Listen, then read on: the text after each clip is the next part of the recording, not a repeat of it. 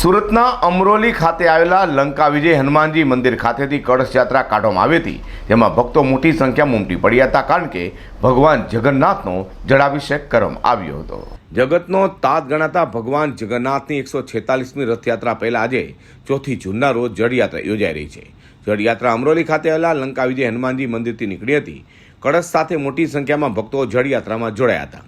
તાપી નદીમાંથી કળશમાં જળ ભર્યા બાદ કળશ સાથે જળયાત્રા મંદિરે પરત પહોંચી હતી। ભગવાનની જળાભિષેકની પૂજા વિધિ પૂર્ણ થયા બાદ ભગવાન જગન્નાથનો જળાભિષેક કરવામાં આવ્યો હતો। ભગવાન જગન્નાથને સ્નાન કરાવાયું હતું તો ભગવાન જગન્નાથની જળયાત્રામાં મોટી સંખ્યામાં ભક્તો પણ ઉમટી પડ્યા હતા અને દર્શન કરી જીવનનો લાભ લીધો છે। जय जगन्नाथ भगवान की जय। आज लंका विजय हनुमान आश्रम में दर वर्षनी बात आ वर्षे भी रंगे चंगे श्री जगन्नाथ भगवान की जल यात्रा आज तैयारी करवामां आवेली है।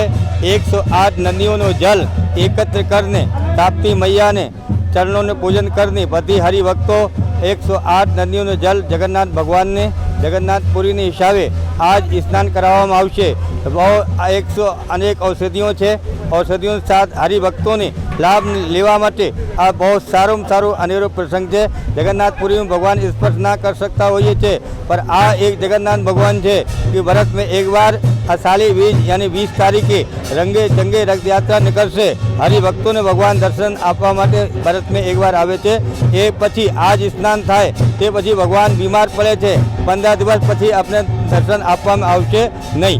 આમ ભગવાન જગન્નાથના જળાભિષેકની પૂજા વિધિમાં મોટી સંખ્યામાં ભક્તો ઉમટી પડ્યા હતા। અઝર કુર્સી સાથે પ્રકાશવાળા।